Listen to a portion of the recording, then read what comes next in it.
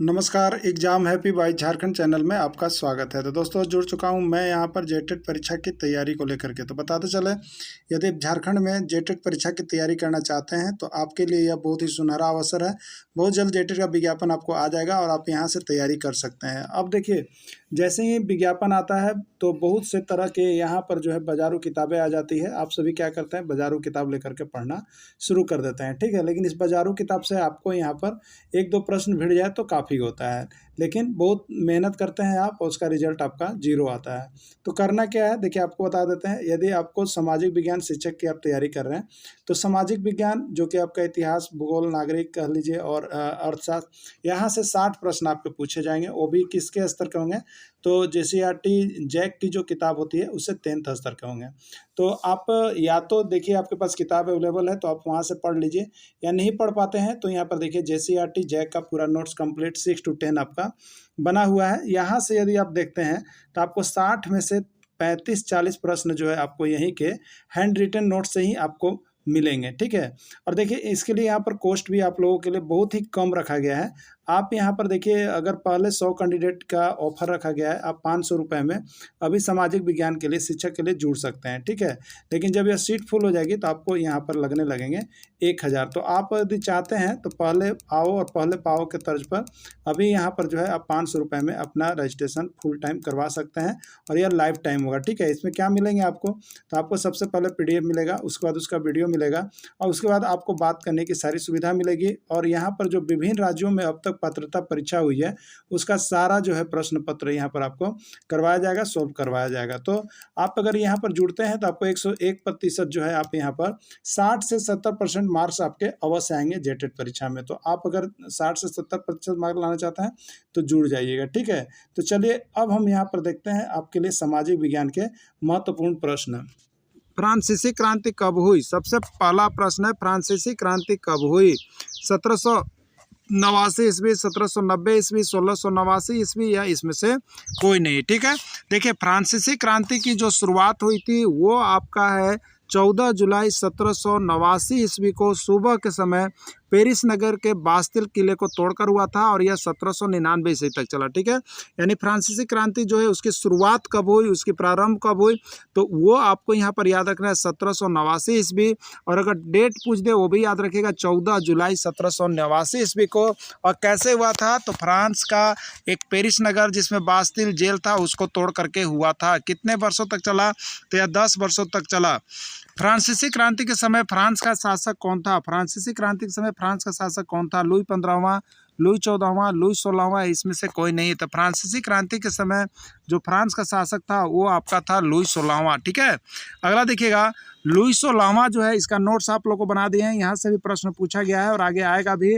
Louis 16वां जो है सन 1774 ईस्वी में फ्रांस का शासक बना और उस समय वह केवल 20 साल का था और ऑस्ट्रेलिया की राजकुमारी मेरी एंटोइनेट से उसका विवाह हुआ था, जिसके बाद वह भोग विलास में फंस गया और उसके बाद उस शासक का उस पतन हो गया, ठीक है। बास्तिल के बारे में निम्न से कौन सा कथन सत्य है? यह फ्रांस में किले की जेल थी, आमतौर पर लोग बास्तिल से घृणा करते थे, सम्राट जो है निर्कुण शासन का प्रतीक था, ये सभी था, ठीक है। देखिए बास्तिल जो है पेरिस जो फ्रांस में किले की यह एक जेल थी पेरिस में, तो ये सही है। आमतौर पर लोग बास्तिल से घृणा करते थे, सही बात है कि आमतौर पर सभी लोग जो थे वो बास्तिल से घृणा करते थे। इस कारण ही बास्तिल जेल को तोड़ दिया गया था, क्योंकि सरकार क्या करती थी कि जितने भी लोग आते थे अगर कुछ भी सरकार के विरोध में बोलेंगे तो उसको बास्तिल जो है जेल में डाल दिया जाता था। सम्राट निरकुश शासक का प्रतीक था, उस समय जो सम्राट था वह निरकुश शासक था, यानी इसका राइट आंसर क्या हो जाएगा? सभी हो जाएगा, ठीक है। अगला बोलिएगा, पेरिस तथा देश के देहाती क्षेत्र में लोग संघर्ष क्यों कर रहे थे? पुलिस अधिकारियों के अत्याचारों के विरुद्ध संघर्ष कर रहे थे, वे लोग पावरोटी के महंगी कीमतों का विरोध कर रहे थे, बास्तिल किला को ढाने का विरोध कर रहे थे, या सभी, ठीक है। तो देखिए यहाँ पर ये जो सही बात है, वे लोग पावरोटी की महंगी कीमतों का विरोध कर रहे थे, क्योंकि उस समय क्या होता, बहुत अधिक ठंड पड़ने के कारण जो है यहाँ पर गेहूं की फसल कम हो गई थी और पावरोटी की जो है महंगाई यहाँ पर बढ़ गया था, ठीक है। बास्तिल किला को ढाने का विरोध कर रहे थे, ये बिल्कुल गलत है। ये बास्तिल किला को लोग ढा रहे थे, ये ठीक है, सभी ये भी गलत है। तो राइट आंसर बी हो जाएगा इसका, ठीक है। अगला प्रश्न है, लुई 16वां फ्रांस की राजगद्दी पर कब आसीन हुआ? 1789 ईस्वी, 1774 ईस्वी, 1889 ईस्वी या 1874 ईस्वी, ठीक है। तो लुई 16वां जो था वो फ्रांस की राजगद्दी पर 1774 ईस्वी में ही आसीन हो चुका था। लुई 16वां फ्रांस की राजगद्दी पर जब बैठा उस समय उसकी उम्र कितनी थी? लुई 16 जब फ्रांस की राजगद्दी पर बैठा था उस समय उसकी उम्र कितनी थी? 10 वर्ष, 15 वर्ष, 20 वर्ष या 25 वर्ष? कमेंट करके बताइएगा। इसका राइट आंसर हो गया 20 वर्ष। उस समय 20 वर्ष का था। लुई 16वें की पत्नी का नाम क्या था? मैडम वीटो, मेरी एंटोनेट, मेरी किस्टो या सभी, ठीक है। तो लुई 16वां जो था वो राष्ट्रिया की राजकुमारी मेरी एंट से उनका विवाह हुआ था, ठीक है। लुई 16वें की पत्नी का नाम मेरी एंटोनेट था। अगला है सन 1774 ईस्वी में जब लुई 16वां सम्राट बना तो राजकोष खाली होने का क्या कारण था? क्योंकि फ्रांस में लंबे समय तक युद्ध चल रहा था, क्योंकि सरकार वर्साय के महल की शासन शौकत को बनाए रखने के लिए फिजूल खर्च करते थे, ए और बी दोनों, और डी है वास्तिल जेल को ढाने के दौरान जनता को राजकोष लूट लिया गया था, ठीक है। तो ये तो बिल्कुल गलत है, क्योंकि बास्तिल एक जेल था, इस पर किसी तरह का राजकोष नहीं लूटा गया था, ये बिल्कुल गलत है। फ्रांस में लंबे समय तक युद्ध चल रहा था, ये बिल्कुल सही है। क्या सरकार क्योंकि सरकार वर्साय के महल के शान शौकत को बनाए रखना चाहता था, तो इस कारण से क्या है कि यहाँ पर लुई 16वें पर कर्ज जो है बढ़ गया था, क्योंकि ये सभी जो था बनाए रखना चाहते थे, ठीक है। तो ये और भी दोनों हो जाएगा। लिब्रे क्या थी? फ्रांस की मुद्रा, फ्रांस का झंडा, फ्रांस के राजमहल का नाम या फ्रांस का प्रधानमंत्री, ठीक है। तो लिब्रे क्या थी? लिब्रे जो थी वो फ्रांस की मुद्रा थी। लिब्रे क्या थी? फ्रांस की मुद्रा का नाम लिब्रे है। अगला है एस्टेट से क्या अभिप्राय था? एस्टेट से क्या अभिप्राय था? अलग अलग राज्य था, सरकारी केंद्र था, सरकार को दिया जाने वाला कर था, फ्रांस को सामाजिक वर्ग का विभाजन था, ठीक है। तो स्टेट जो था वो फ्रांसीसी क्रांति के समय फ्रांस के सामाजिक वर्गों को विभाजन किया गया था, उसको स्टेट कहा जाता था, ठीक है। यानी राइट आंसर हो जाएगा डी, फ्रांस के सामाजिक वर्ग का विभाजन। अब जानते हैं कि स्टेट कितने थे, ठीक है। स्टेट 3 थे। तो प्रथम स्टेट में कौन लोग शामिल थे? तो पाद्रिक वर्ग थे। द्वितीय स्टेट में कौन लोग शामिल थे? कुलीन वर्ग थे। और तृतीय स्टेट में कौन थे? बड़े व्यवसायी, वकील, व्यापारी, अदालती, कर्मचारी, किसान, छोटे छोटे किसान, भूमिहीन मजदूर और नौकर थे, ठीक है। यानी स्टेट का मतलब क्या था? तो स्टेट का मतलब था फ्रांस का सामाजिक वर्ग का विभाजन था। बहुत ही कम समय में और कम प्रश्नों को पढ़ करके शिक्षक पात्रता परीक्षा में अच्छी तैयारी, अच्छी रणनीति के साथ यदि आप करना चाहते हैं तो JCERT टेक्स्ट बुक से बने बनाए हुए सारे नोट्स और PDF को परचेज करके जरूर पढ़िएगा यहाँ से, क्योंकि आपको JCERT से ही जैक जो परीक्षा लेती है 100% प्रश्न वहीं से रहता है। बाहर का बाजारू किताब आप नहीं पढ़ेंगे, क्योंकि वहाँ से कुछ भी प्रश्न आपको आने जाने को नहीं है। तो आप चाहे तो जैक की किताब लेकर के तैयारी करें, या नहीं तो जैक की किताब JCERT टेक्स्ट बुक आपके पास उपलब्ध नहीं है तो आप हमारे साथ यहाँ पर chapter wise handwritten notes आपको उपलब्ध कर दिए हैं, जिससे कि आप 1 से 5 और 6 से 8 किसी की भी तैयारी करते हैं तो आपके लिए यह बहुत ही महत्वपूर्ण होगा और यहाँ से आपका स्कोर अवश्य बढ़ेंगे। चलिए चलते हैं आगे महत्वपूर्ण था, ठीक है। पादरी किस स्टेट के अंतर्गत शामिल था? पादरी किस स्टेट के अंतर्गत शामिल था? प्रथम, द्वितीय, तृतीय या कोई नहीं, ठीक है। तो पादरी जो था वो प्रथम स्टेट के अंतर्गत शामिल था। द्वितीय स्टेट में कौन लोग शामिल थे? पादरी, कुलीन, वकील या कोई नहीं, ठीक है। तो द्वितीय स्टेट में जो शामिल थे वो यहाँ पर कुलीन वर्ग थे, ठीक है, कुलीन वर्ग थे। तृतीय स्टेट में इसमें कौन सा वर्ग शामिल था? किसान, नौकर, मजदूर या पादरी, कौन थे, ठीक है। तृतीय स्टेट में इनमें कौन सा वर्ग शामिल था? तो देखिए तृतीय स्टेट में पादरी एवं स्टेट शामिल थे, द्वितीय वर्ग में शामिल थे और तृतीय वर्ग में शामिल नहीं थे। यानी पादरी और यहाँ पर कहिएगा तो पादरी जो था वो किस में शामिल था? तो पादरी जो था वो आपका प्रथम स्टेट में शामिल था। तो तृतीय स्टेट में कौन कौन हो जाएगा? किसान, मजदूर, नौकर, ये सभी शामिल थे। आपसे प्रश्न पूछा गया है कि इसमें कौन सा वर्ग शामिल नहीं था तृतीय स्टेट में? तो पादरी जो था तृतीय स्टेट में नहीं था, ये प्रथम स्टेट में था। राइट आंसर डी हो जाएगा। फ्रांस की कुल आबादी का कितना प्रतिशत हिस्सा जो था किसान का था? फ्रांस की कुल आबादी का कितना प्रतिशत हिस्सा किसान का था? 40%, 50%, 60% या 90%? तो देखिए किसान का जो हिस्सा था कुल आबादी का 90% था। फ्रांस की सरकार में किन वर्गों को कर में छूट दिया जाता था? पादरी वर्ग, कुलीन वर्ग, ए और बी दोनों, इसमें से कोई नहीं। तो फ्रांस की सरकार में पादरी वर्ग को भी कर में छूट दिया गया था और कुलीन वर्ग को भी छूट दिया गया था, और सी दिया ए और बी दोनों, डी में कोई नहीं। तो राइट आंसर इसका सी होगा, यानी पादरी वर्ग को भी छूट दिया गया था और कुलीन वर्ग को भी छूट दिया गया था। नेपोलियन फ्रांस का सम्राट कब बना? 1801 ईस्वी, 1802 ईस्वी, 1803 ईस्वी, 1804 ईस्वी, ठीक है। तो नेपोलियन जो है फ्रांस का शासक अपने आप को कब घोषित कर लिया था? 4 ईस्वी में, तो 1804 ईस्वी में वह बना।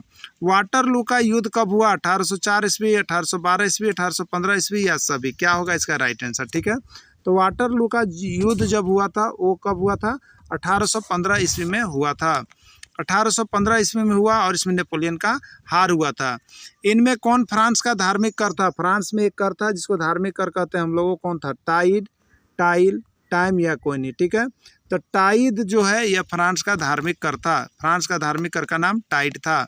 इनमें कौन फ्रांस का प्रत्यक्ष कर था? टाइड, टाइल, टाइम या कोई नहीं, ठीक है।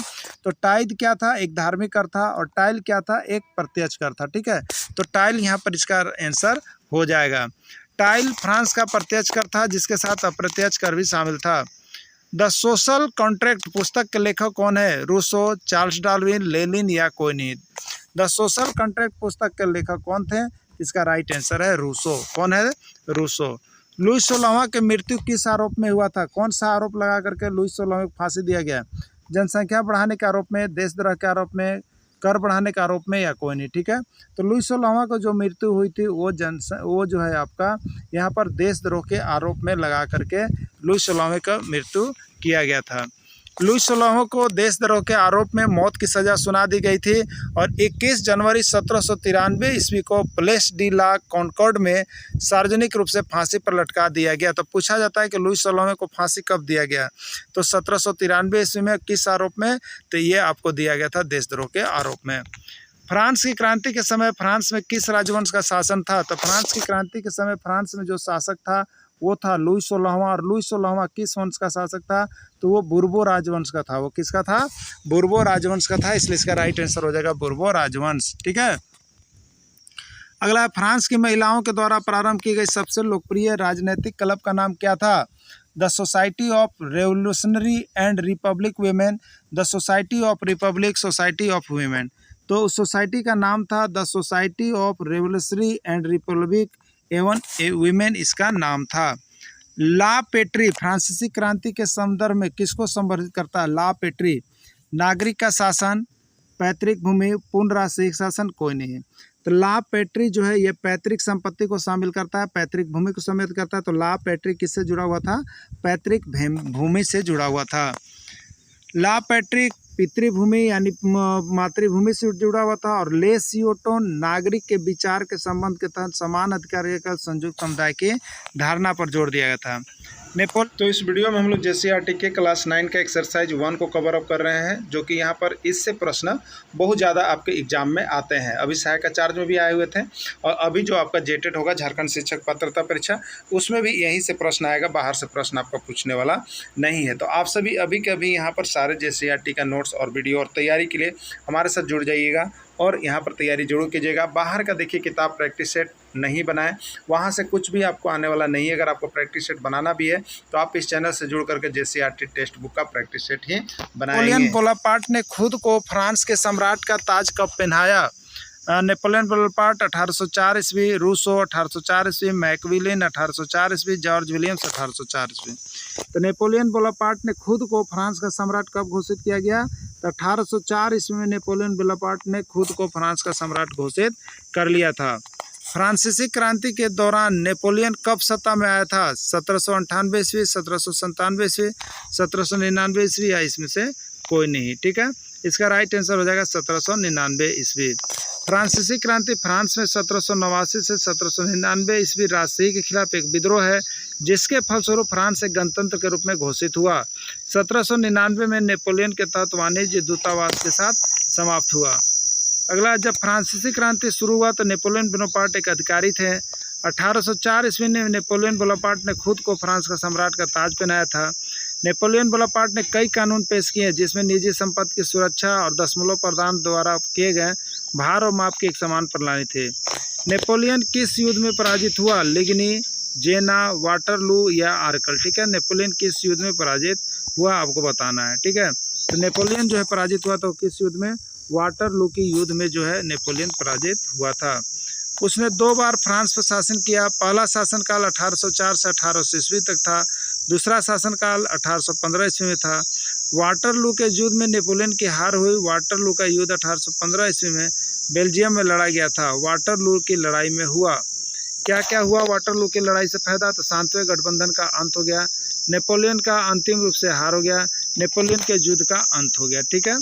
वाटरलू के युद्ध के दौरान फ्रांसीसी सेना का नेतृत्व किसने किया?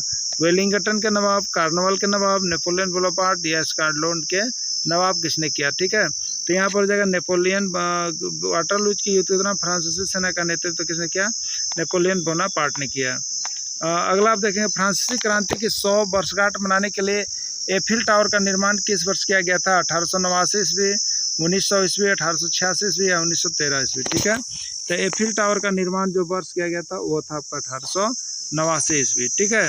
चलिए अगला प्रश्न देखेंगे, फ्रांस को गणतंत्र कब घोषित किया गया? 1793 ईस्वी, 1792 ईस्वी, 1791 ईस्वी। ठीक है।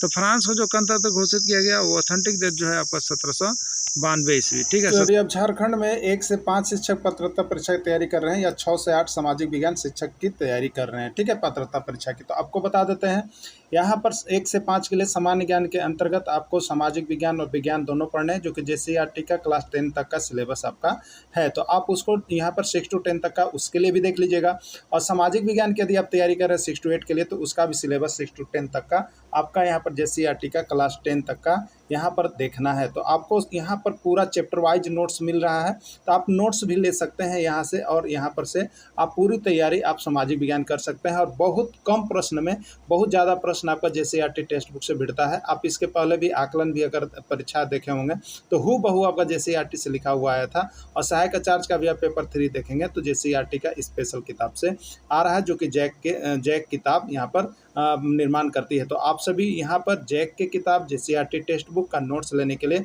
अवश्य संपर्क कर लेंगे। आपको मोबाइल नंबर दिया गया है। यहाँ पर नोट्स आपको केवल और केवल 499 रुपये में उपलब्ध है। आपको सारे नोट्स और PDF वीडियो यहाँ से मिल जाएंगे। अभी आप क्लासेज ज्वाइन कर लेंगे। अभी आपकी क्लासेज यहाँ पर ज्वाइन करने की 500 रुपये फी है, और बाकी यहाँ पर फिर उसके बाद 1000 रुपये हो जाएंगे। तो आप सभी अभी कभी अवश्य जुड़े और हमारे साथ जुड़ करके तैयारी करें। धन्यवाद।